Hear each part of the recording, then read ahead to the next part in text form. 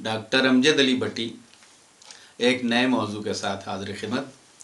हमारा आज का मौजू जामियात में उर्दू तहकीक के हवाले से है। आज हम यूनिवर्सिटी ऑफ जम्मू तवी के लिए लिखे गए PhD के मकाले रियासत जम्मू कश्मीर के उर्दू अदब के फ़रोग़ में अदबी अंजुमनों और इदारों की खिदमात का कुछ अहवाल बयान करेंगे। इसके मकाला निगार जमील अहमद, जबकि निगरान मकाला प्रोफेसर मोहम्मद असदुल्ला वानी और प्रोफेसर शहाब इनायत मलिक थे। तो आइए इसका कुछ अहवाल बयान करते हैं। रियासत जम्मू और कश्मीर में उर्दू अदब की तारीख़ के मुताले और उसके इर्तिकाई पस मंज़र पर नज़र डालने से ये हकीकत खुलकर सामने आती है कि रियासत जम्मू और कश्मीर की इलाकाई सरहदें पंजाब और लाहौर से मिलती थीं, लिहाजा ज़ुबान के अंदर जो तब्दीली पंजाब और लाहौर में होती उसका बराह रास्त असर रियासत जम्मू और कश्मीर पर भी पड़ता। लिहाजा जब उर्दू ज़ुबान ने पंजाब, लाहौर और मज़ाफ़ात के इलाक़ों में फलना फूलना शुरू किया तो इस ज़ुबान का चाल चलन रियासत जम्मू कश्मीर में भी होने लगा। आगे चलकर इस सरज़मीन से उर्दू के ऐसे ऐसे दरख्शां सितारे पैदा हुए जिन्होंने उर्दू अदब के फ़रोग़ के अपनी फ़नकाराना सलाहियतों को बरूए कार लाकर ऐसे फ़न पारे तख्लीक़ किए जिनकी बिना पर उनका शुमार न सिर्फ़ रियासत बल्कि आलमी सतह के कद आवर फ़नकारों में होता है। किसी भी ज़ुबान की फ़लाह व बहबूद के लिए अदबी अंजुमनों और इदारों का क़याम उतना ही अहम होता है जितना किसी भी जानदार चीज़ को ज़िंदा रहने के लिए हवा, पानी और ख़ुराक। क्योंकि ये अदबी इदारे जहाँ ज़ुबान के फ़रोग़ के लिए नई राहें निकालते हैं, वहीं ज़ुबान की गुमशुदा कड़ियों को जोड़ कर उसे तारीख़ी तहफ़्फ़ुज़ और मज़बूत बुनियाद भी फ़राहम करते हैं। रियासत जम्मू कश्मीर में भी उर्दू ज़ुबान की तरक्की में रियासती अदबी अदारों और अंजुमनों की खिदमात को फरामोश नहीं किया जा सकता। मौजूदा वक्त में भी इन ही इल्मी और अदबी अदारों और अंजुमनों की वजह से रियासत जम्मू कश्मीर में उर्दू ज़ुबान तरक्की की मनाज़िल तय करती हुई आगे बढ़ रही है। अगर ये अदबी अदारे ख़ास सरकारी हों या गैर सरकारी रियासत में मौजूद ना होते तो शायद ही जम्मू कश्मीर में इस ज़ुबान को इतनी मकबूलियत हासिल होती। रियासत में 19वीं सदी के आखिर और 20वीं सदी के अवाइल में बहुत सी सरकारी और गैर सरकारी अंजुमनें और इदारे वजूद में आए जिन्होंने उर्दू ज़ुबान व अदब की तरवीज व तरक्की में कारहाय नुमायाँ अंजाम दिए।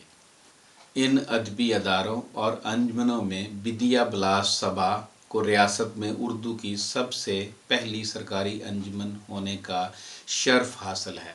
ये अंजुमन महाराजा रणबीर सिंह के दौरे इक़्तिदार में कायम हुई थी। इसके बाद रियासत में बहुत सी गैर सरकारी अंजुमनें भी कायम हुईं। इनमें मुफ़रहल क़ुलूब 1900 में कायम हुई। ये अंजुमन रियासत की पहली गैर सरकारी अंजुमन थी जिसे मुंशी सिराजुद्दीन अहमद ख़ान और उनके साथियों ने मिलकर कायम किया। उनके बाद बहुत सी सरकारी और गैर सरकारी अदबी अंजुमनें और इदारे वजूद में आते रहे जिनमें से कुछ बंद हो गए और कुछ मुसलसल उर्दू ज़ुबान व अदब की खिदमात अंजाम दे रहे हैं।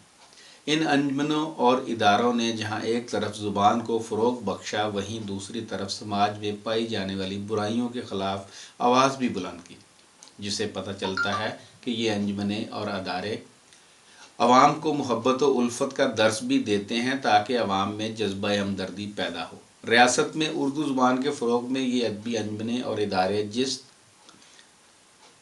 तनदही और लगन से काम कर रही हैं, इससे ये अंदाज़ा लगाया जा सकता है कि रियासत में उर्दू ज़ुबान व अदब का मुस्तक़बल ताबनाक होगा।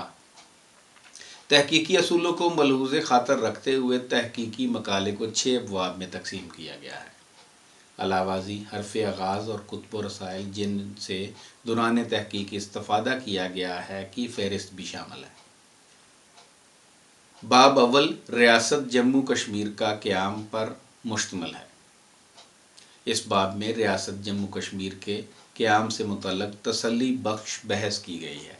इसमें ये जानने की भरपूर कोशिश की गई है कि मौजूदा रियासत जम्मू और कश्मीर की ماضی میں سرحدیں کن کن ممالک کے ساتھ لگتی رہی ہیں اور اس ریاست کا مکمل وجود کب عمل میں آیا اور کن کن حکمرانوں نے اپنی سلطنت یہاں قائم کی اور ریاست کی یکجہتی پر ان حکمرانوں کے کیسے اثرات مرتب ہوئے۔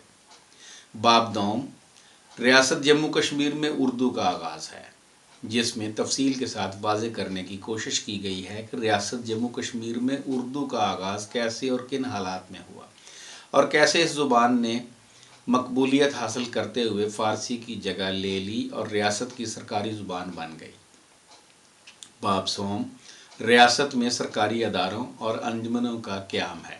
اس باب میں بھرپور کوشش کی گئی ہے کہ کون سا سرکاری ادارہ کب اور کن حالات میں وجود میں آیا اور ان انجمنوں اور اداروں کو کیوں قائم کیا گیا۔ باب چہارم، ریاست میں غیر سرکاری اداروں اور انجمنوں کا قیام۔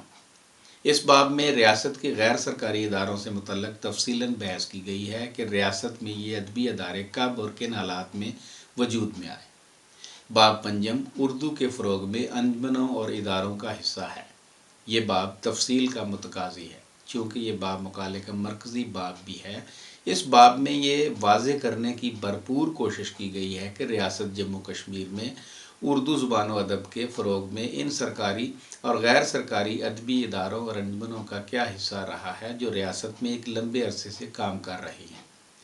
باب ششم، اس باب میں مقالے کی تلخیص بعنوان محاکمہ پیش کی گئی ہے۔ یہ باب اس لیے بھی اہم ہے کہ اس میں پورے مقالے کا احاطہ کرتے ہوئے مقالے کو آخری صورت دی گئی ہے۔ آخر میں کتابیات کے عنوان کے تحت ان کتابوں، رسالوں اور جریدوں کی فہرست دی گئی ہے جن سے دوران تحقیق استفادہ کر کے مقالے کو پائے تکمیل تک پہنچایا گیا ہے۔ تو یہ تھا کچھ احوال یونیورسٹی آف جموں توی کے لیے لکھے گئے پی ایچ ڈی کے مقالے ریاست جموں کشمیر کے اردو ادب کے فروغ میں ادبی انجمنوں اور اداروں کی خدمات۔